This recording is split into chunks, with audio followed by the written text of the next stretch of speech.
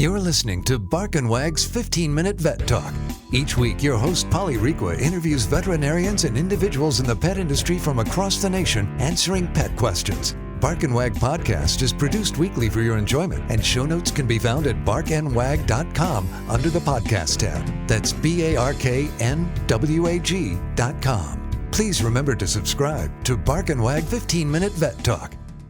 Thank you for listening to Bark and Wag 15-Minute Vet Talk. Bark and Wag is dedicated to protecting our dogs through advocacy, education, and supporting like-minded dog lovers by selling custom pet products. Bark and Wag is excited to announce our new partnership with a Colorado hemp farm to produce a line of CBD products for your pets. Bark and Wag has CBD pet tincture available in 300, 750, 1200, and 2400 milligrams. Bark and Wag CBD is pet safe, no THC, it's made in the USA, and is CO2 extracted. Please check out Bark and Wag's website, barkandwag.com. That is BARK, to see our line of CBD and awesome merchandise. We love pooch ideas for podcasts and merchandise, so anytime send an email to Polly at barkandwag.com with your suggestions. Welcome to Bark and Wag 15-Minute Vet Talk. I'm your host, Polly Requa. Today we're talking to Dr. Laura Brown, owner of Green Tree Animal Hospital in Libertyville, Illinois. Welcome, Laura. Hi, Polly. Well, it's that time of year, and I think for the past 3 years you've been on around this time, and it's holiday, and we need to know what holiday foods are bad for our dogs. 'Tis the season. Yes. Yes.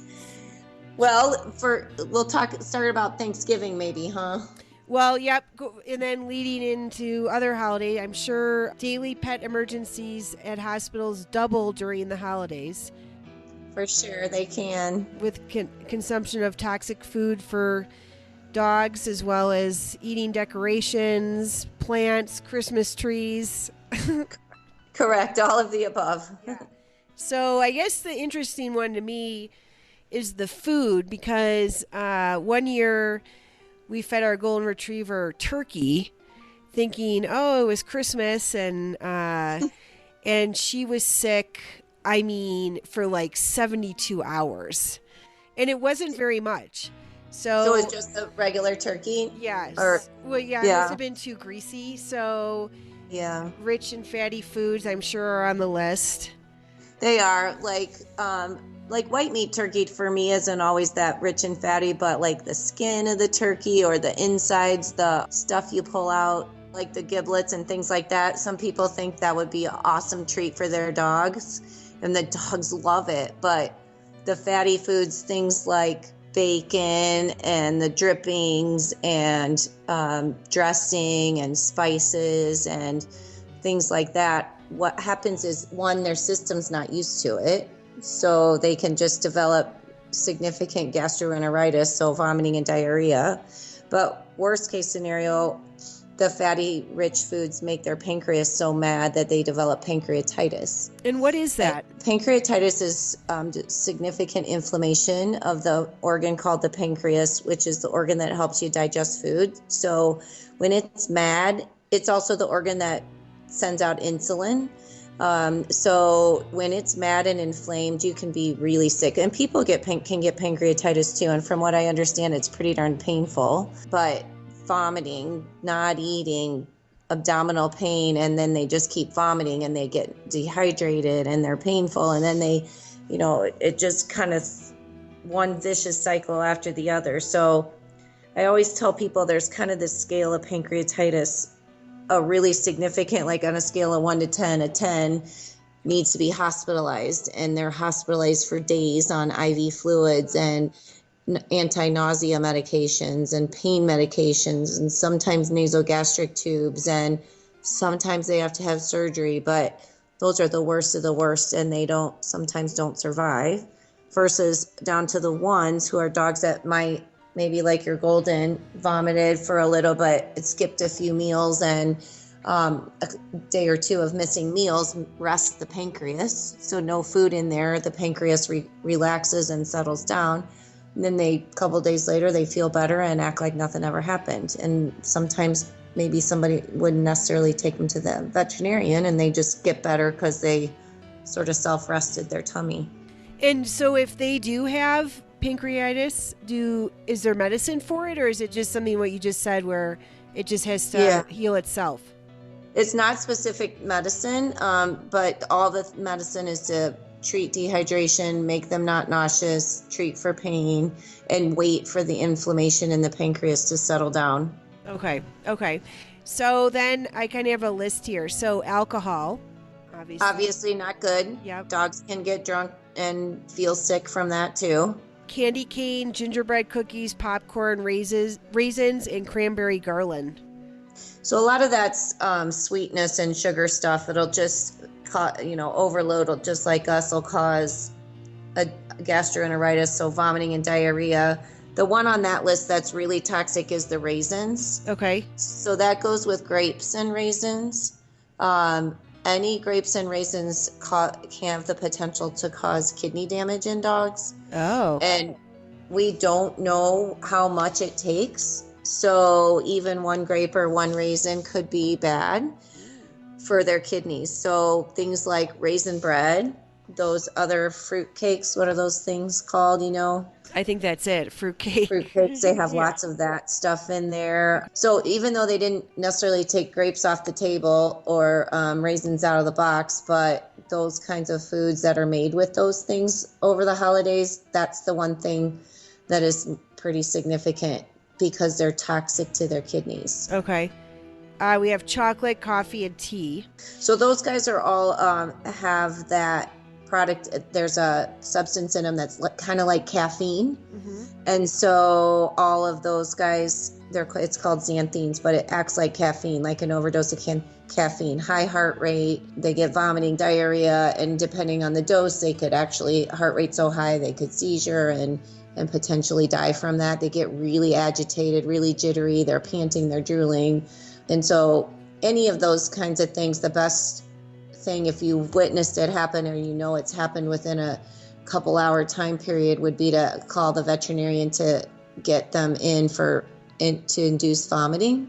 Okay. So we can get all that stuff out of them before it has a chance to get absorbed into their bloodstream. Then all the prognosis is better, and the prevention. And sometimes that's all you have to do. But if they ingest a lot of that stuff and it's been a long time, or you couldn't get them to vomit, or they didn't vomit it all up, then they need to be either hospitalized on fluids or daily checks of their lab work to monitor their kidneys for 72 hours, watching their heart rate and things like that to get them through the exposure. And their stomachs can twist too with chocolate, right? Not necessarily twist. Twisting happens with large volumes of things. Oh, okay. Chocolate just is, first level is the vomiting diarrhea thing, and the next level is the kind of the caffeine type reaction with the high heart rate and seizures and things like that. Okay. Then on the list is uncooked meat, fish, and poultry with E. coli. Yep. Just like people, you don't eat raw pork because there's parasite issues, and with fish there's bones that could cause problems if they choked on them. And so that's another reason why I'm not a proponent of raw diets. Oh, because of the bacteria in there. I mean, one raw chicken breast with no bones in it that goes down is probably not going to be the end of the world, but that's why I don't like people to feed a steady diet of that, because it's dangerous for their exposure as well as the dogs. Okay. Tobacco? Obviously. Yes, just most dogs wouldn't be attracted to that, but now there's flavored tobacco and all that jazz, and it's similar like nicotine. It's the nicotine in there that can cause similar symptoms like sort of like caffeine, high heart rate, drooling, vomiting, diarrhea, seizure, that sort of thing. Right. I'll have to replay also this holiday the one that you did with Maddie when she found all that marijuana and ate it. Right. Because that's in the same house as this. So. Right. Exactly. Also on the list is uncooked yeast dough. Yeah, the reason that's bad is because it gets in the when they eat, like if you're making bread and they grab the bread before it's risen and the yeast is in there, then it expands in their stomach and can cause an obstruction or bloat. Yeah. Like you said, with the twisting thing, bloat first is the first thing that happens before it twists and their stomach just expands. It's really uncomfortable and they can't really get it out of them. You know, if there's a big ball of dough in there, they can't vomit it back up if it expanded. That's the other thing that does that is that Gorilla Glue. Oh. It expands inside. Oh, it does? Yeah. And then it can't come out. Do dogs like that? I've heard of a few cases of dogs eating Gorilla Glue. I don't know why they do that. It Well, doesn't I guess, seem like it'd be tasty. I guess they do like glue. Yeah, there has to be something that attracts them to that. I don't know if Yeah. it's smell or what. We had to have a dog, our other black lab was raced to the vet because they ate a bunch of Play-Doh. Yeah, Play-Doh's super salty if it's homemade Play-Doh too. No, I don't cook.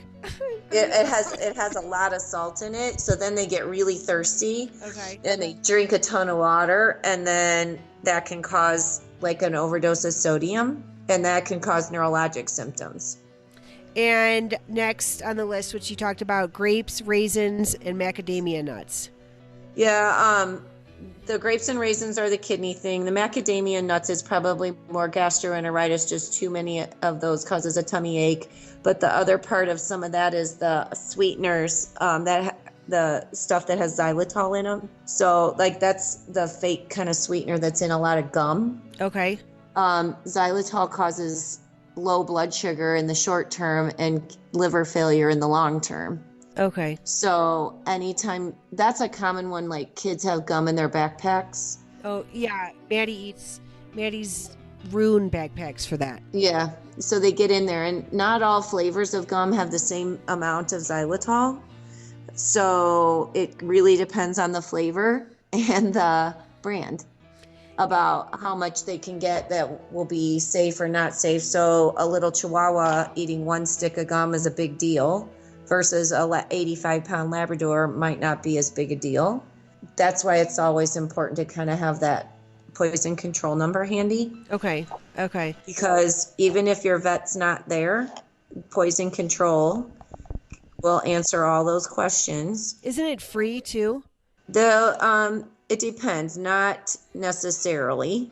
There's a people one, I think, and a dog one. Okay. And the animal one that we use is actually in the vet school at the University of Illinois.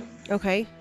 And it's manned by veterinarians. So they do charge, I think it's $65. Okay. And so if your pet is microchipped, they will go through Home Again and not charge you. Oh. Home Again has a program with them to help defer the cost of that. There's also an animal poison control through the ASPCA. Okay. And that number, so because it's through the ASPCA, I'm not sure if they ask for a donation or if they will let it go for free, but their number is 888-426-4435. Okay, and I'll put that in the show notes. Right, and then I'll the University of Illinois one I'll get you as well. That's my favorite one, but they do give you a case number, and then you can take that information with you to the veterinarian, and then there's a lot of follow-up that can go along with that. And so, out of all the things that we talked about, what has the potential for an intestinal obstruction? Anything that's not digested. So popcorn? Not popcorn, but those strings. You know when people string their popcorn? Oh, yeah. On, for decoration and put them on the tree. Okay. The string is the bad thing. Okay. Because like a linear foreign object in there. So the other things that are like that are like dental floss. The other thing I've had dogs ingest that turned out bad would be part of their leash. Oh, like eating? Yeah. But then if you think about it, garland and lights that are on a string. Oh, yeah, sure. those kinds of things, they kind of start going and they don't chew them in half. Or, well, first of all, if they're plugged in, then there's the electricity part of that. But if they're eating things that, like have berries on them or something like that, and they keep going and the string doesn't break, then it's a problem for obstruction. So we had a black lab named Wrigley, and the girls had made ornaments out, like in pre-K. And they were hanging on the tree, and I didn't even think about it. But she went after it, and I came home from work, and the ornament had been eaten, and the tree was down. And until she passed away, she would not go into the living room. It was like, oh, really? She must have pulled for the ornament, and then the tree almost probably fell on her.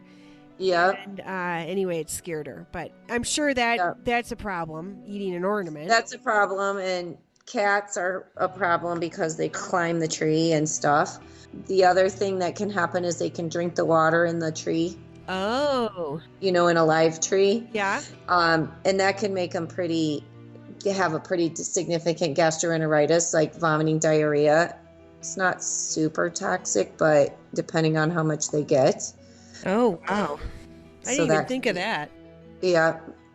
Probably cats more than dogs, but sometimes dogs that are super hungry or thirsty because they're on certain medications or something like that, you have to watch out for.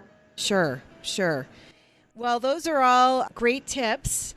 And once again, we appreciate you being on the podcast.